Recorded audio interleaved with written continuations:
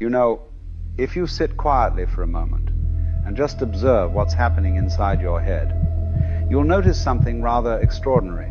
There's this constant chatter going on, an endless stream of commentary, of narration, of conversation with yourself, about yourself. It never stops. Even right now, as you're listening to me, there's probably another voice in your head commenting on what I'm saying, agreeing or disagreeing, planning what to think next, wondering if you've understood correctly, perhaps even talking about the fact that it's talking. This internal dialogue is so constant, so pervasive, that most people don't even notice it anymore. It's like the hum of a refrigerator that you only hear when someone points it out. But once you do notice it, once you become aware of this endless internal conversation, a very natural question arises. Why won't it stop? Why does the mind insist on this constant talking to itself? And more importantly, who is talking to whom? If it's your mind talking to itself, then who is the talker and who is the listener? Are there two of you in there? And if there are two, which one is the real you? The one doing the talking or the one listening to the talking? Let me tell you, this is not a trivial question. This is perhaps one of the most important questions you can ask about the nature of your own consciousness. Because this internal dialogue, this constant mental chatter, is at the root of almost all human suffering. It's the mechanism by which we create anxiety, worry, regret, and most of our psychological pain. And yet we're so identified with it that we think it's who we are. Let's start by examining what this internal voice is actually doing. If you pay close attention, you'll notice that it's doing several things. First, it's narrating. It's telling you the story of what's happening. I'm sitting here listening to this. I wonder what he'll say next. This is interesting. I'm not sure I agree with that. It's like a sports commentator giving you a play-by-play of your own life, except that you're living the life and providing the commentary simultaneously.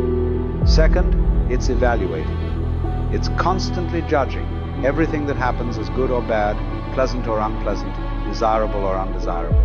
I like this, I don't like that. This is going well, this is going poorly, I should have done that differently, I hope this continues, I hope that doesn't happen again.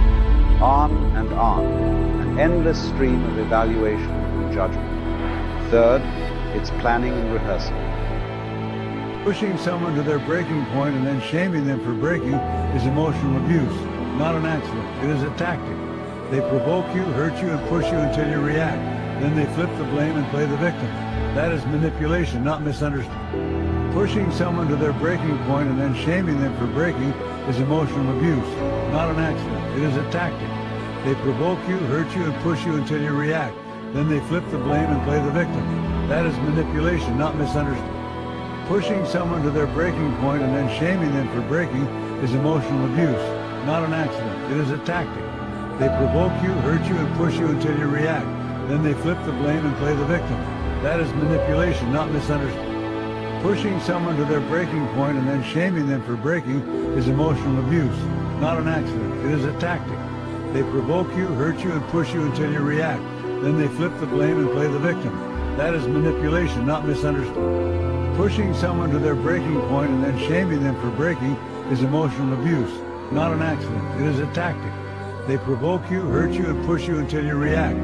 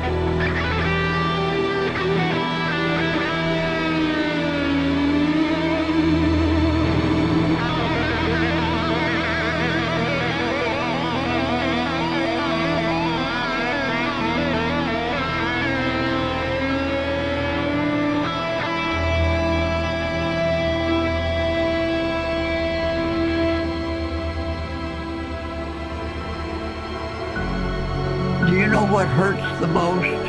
When you step back and start seeing everything clearly without lies, without illusions, you realize that some people never really loved you. They didn't love you. Not in the way you thought, not in the way you wanted, not in the way you truly deserved. They don't love you. They love the benefits your presence gives them. They love how you forget yourself for them, how you put them first, how you make them feel important. They love your attention because it feeds their ego. But in return, they give you nothing.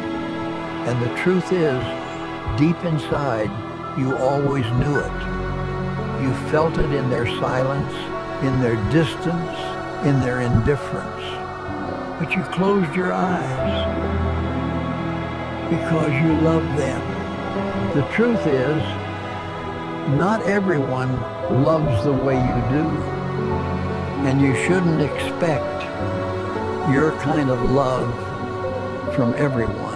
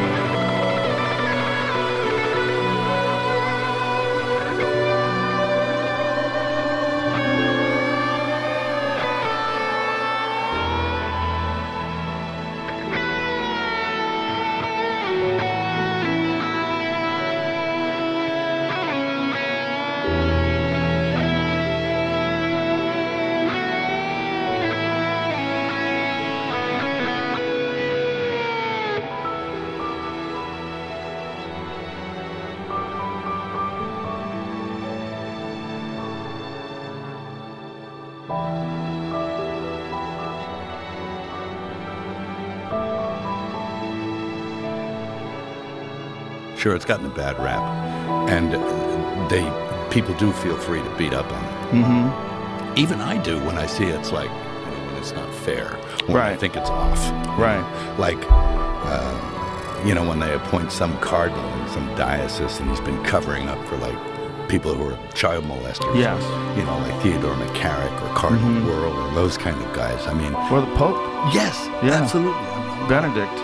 Oh, not Benny. Well, he was covering up, but like, Yeah. so is the guy now. Is he really? Well, it's not great. I thought he was like the more progressive Pope. Oh, he's very progressive, yes. But he's covering up for stuff as well. Well, Abraham Lincoln was elected to Congress in 1846. John F. Kennedy was elected to Congress in 1946. Abraham Lincoln was elected president in 1860. John F. Kennedy was elected president in 1960.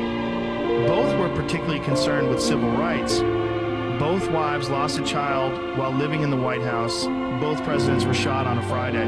Both presidents were shot in the head. Now, it gets really weird. Lincoln's secretary was named Kennedy. Kennedy's secretary was named Lincoln. Both were assassinated by Southerners. Both were succeeded by Southerners named Johnson. Andrew Johnson, who succeeded Lincoln, was born in 1808. Lyndon Johnson, who succeeded Kennedy, was born in 1908. John Wilkes Booth, who assassinated Lincoln, was born in 1839. Lee Harvey Oswald, who assassinated Kennedy, was born in 1939. Both assassins were known by their three names. Both names are composed of 15 letters. Now hang on to your seat. Lincoln was shot at a theater named Ford. Kennedy was shot in a car called Lincoln, made by Ford. Booth and Oswald were assassinated before their trials. And here's the kicker. A week before Lincoln was shot, he was in Monroe, Maryland. A week before Kennedy was shot, he was with Marilyn Monroe. Lincoln was shot in a theater, and the assassin ran to a warehouse. Kennedy was shot from a warehouse, and the assassin ran to a theater. What is the purpose of everything? Yeah. I mean, Right. I mean, why am I here? What's the meaning of this? Yeah. And I'm looking for purpose, and what is it we're here for? I think, we have to leave some stuff, but you have to leave some good stuff. You can leave plenty of bad stuff, and and we're all prone that way. I often think about, the human race as a whole. You think about guys like, Stalin, Hitler, Chairman Mao, and I'm pretty sure I'm not going to be sharing a cell in the afterlife with those guys. Right. I don't know where I'll be on the ladder, but Depends on how you end up, right? well, that's it. Yeah. It really is. It's like, and we're allowed to make mistakes, and we do. We are so flawed, and I'm more flawed than anyone. But it's something that I think, and it's pretty safe to say I'm in the third act now. You're in act 2, right? Gesundheit. But I'm in the third act now. So you have to think about the other side. Yeah, think about what comes next. Is there a next? Yes, there is. I believe there is. And I think it's depends on how you live now. And the beauty of believing is that States is owned by foreign corporations. Nixon opened it up for foreign trade. And when Nixon opened up for foreign trade, the people of Europe and the common market and Spain and different places, they don't care about the United States forest. And in short, the United States has been sold out by people who really don't care for anything but money. I've had all the money in the world 3 times. I had to give it back to keep the game going. What game? The game. It's a game. Money is a game. It's only real to the people that work for it. The people that don't need to work for money, it's an monopoly game. It's a game of paper. It's all on paper. I've got a production company, and I've got a recording company, and I've got a mansion in Beverly Hills, and I've got Rolls Royces and Ferraris. I've got everything money can buy, but it's all on paper.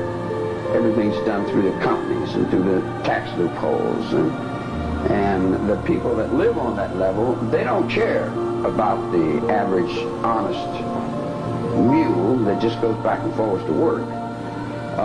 They don't care about the children that are in the streets that are thrown out of this upper echelon of existence.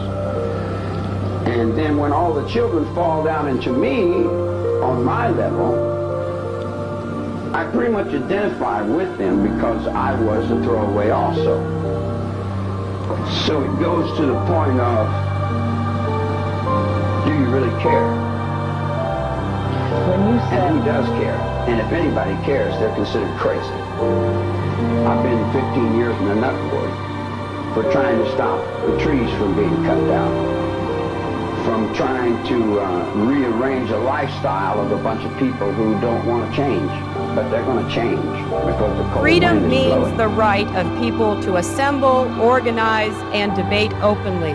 It means respecting the views of those who may disagree with the views of their governments. It means not taking citizens away from their loved ones and jailing them, mistreating them, or denying them their freedom or dignity because of the peaceful expression of their ideas and opinions.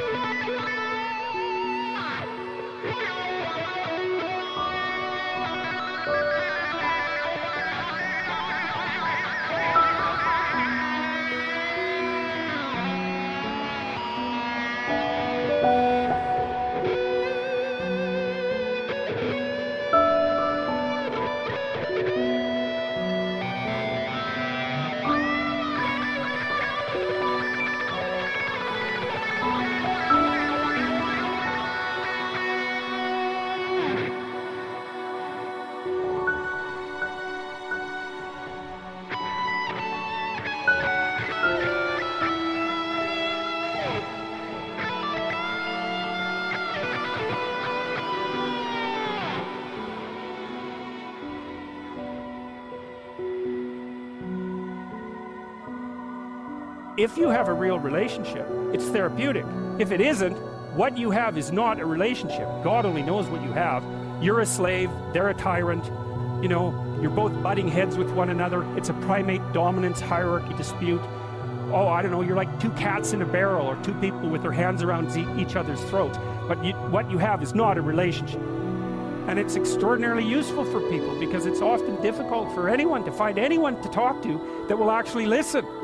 And so another thing that's really strange about this listening is that if you listen to people, they will tell you the weirdest bloody things so fast you just cannot believe it. So if you're having a conversation with someone and it's dull, it's because you're stupid. That's why.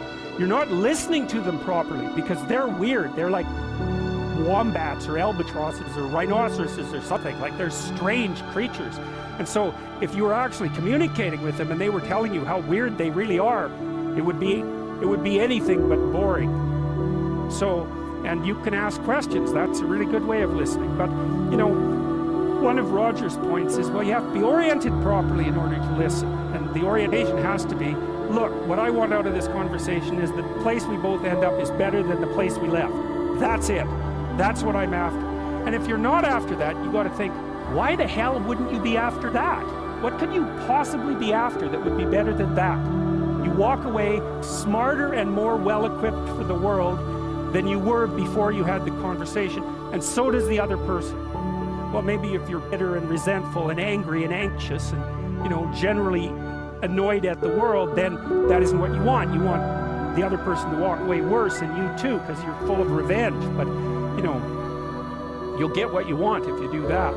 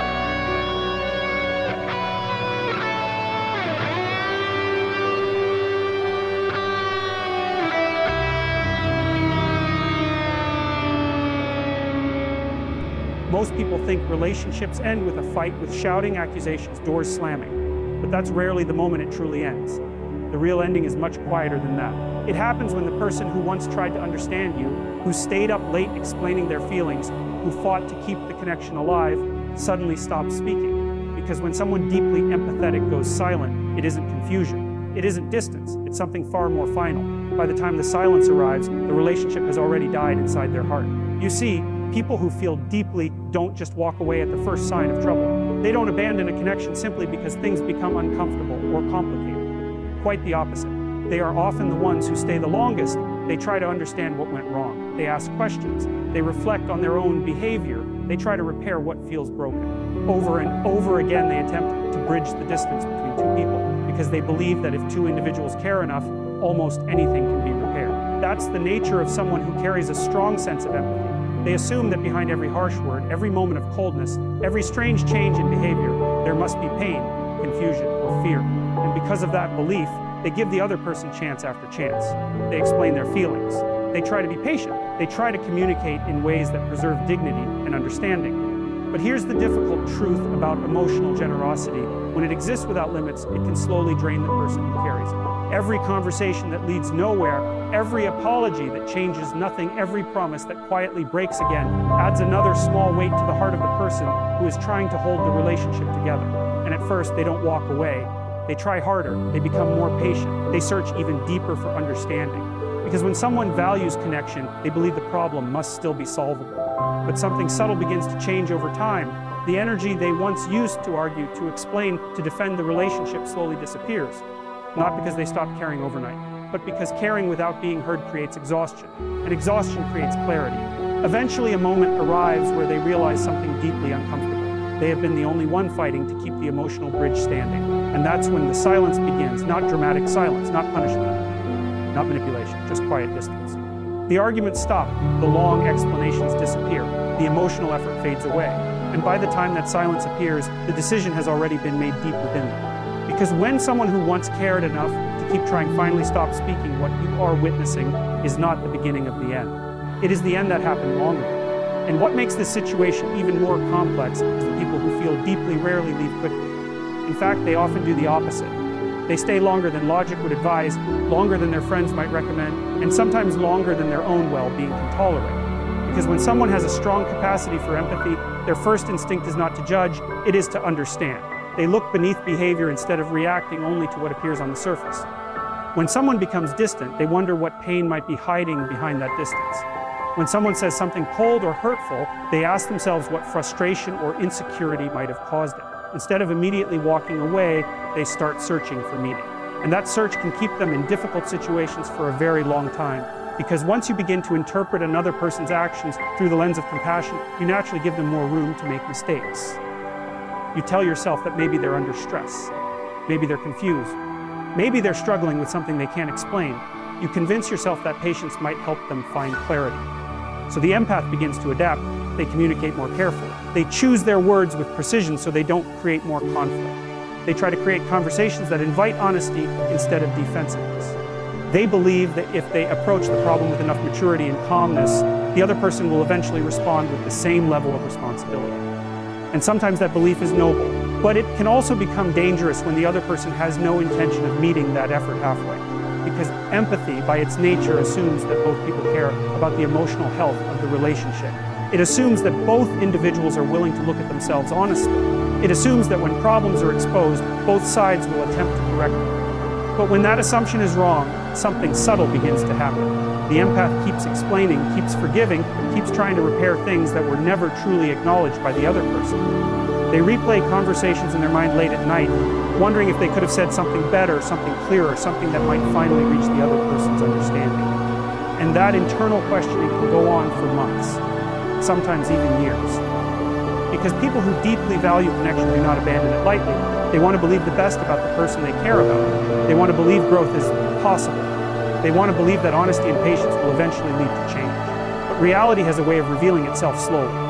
Eventually, the empath begins to notice a painful pattern. The same conversations repeat. The same promises appear and disappear. The same emotional wounds reopen again and again. And little by little, the realization forms that understanding someone does not necessarily mean they will change. At that moment, something inside the empath begins to shift quietly, not anger, not revenge. Just the slow recognition that compassion alone cannot save a relationship where responsibility is missing. And when that realization settles deeply enough, the path toward emotional distance has already begun. And when someone continues giving that level of emotional effort for a long time, something inevitable begins to happen beneath the surface. Human beings, no matter how compassionate they are, do not have unlimited emotional reserves. Even the most patient person can only carry so much tension, confusion, and disappointment before something inside them begins to change.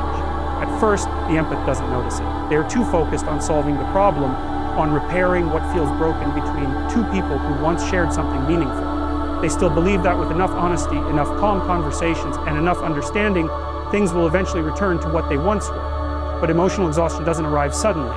It builds quietly. Every unresolved conversation leaves a small trace of fatigue. Every moment of feeling unheard adds another invisible weight. Every time their sincerity is met with indifference, defensiveness, or manipulation, a small piece of emotional energy disappears. And yet, the empath often keeps going. Because people who care deeply are incredibly resilient when it comes to relationships. They can endure long periods of emotional uncertainty if they believe the connection still has value. They tell themselves that difficult phases happen. They convince themselves that patience is part of love. But patience without progress slowly turns into something else. What once felt like determination begins to feel like heaviness.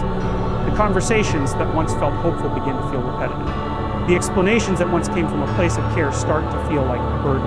And this is where the shift truly begins. Instead of feeling motivated to fix things, the empath begins to feel tired of explaining the same truths over and over again. They start noticing that their emotional effort is not creating change, it is only maintaining a cycle.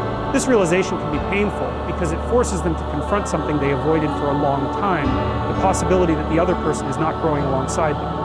And when that thought enters the mind, the emotional dynamic of the relationship begins to transform. The empath becomes quieter during conflicts, not because they have nothing to say, but because they have already said it many times before. They stop chasing explanations. They stop trying to prove their perspective. The long messages become shorter. The emotional intensity fades. From the outside, it might look like they're simply becoming calmer. But internally, something far more significant is happening. They are slowly detaching, not in a dramatic way. Not in a way designed to hurt the other person. It happens almost like a protective instinct emerging after too much strain. The mind begins to conserve energy. The heart begins to withdraw from constant disappointment. Because eventually the empath realizes a fundamental truth: love cannot survive if one person is carrying the entire emotional responsibility of the relationship. And when that realization becomes clear enough, the emotional distance that follows is no longer a reaction. It is the beginning of letting go. And this is where the situation becomes truly misunderstood by many people. Because most individuals expect the end of a relationship to look dramatic. They imagine anger, confrontation, emotional explosions, some clear moment where everything collapses at once. But when someone who has carried empathy for a long time finally begins to detach, the process rarely looks like that. Instead, it becomes quiet. The arguments that once filled the room disappear. The long conversations that stretched late into the night no longer happen. The person who once tried to explain every feeling, every concern, every misunderstanding suddenly stops trying to prove their point.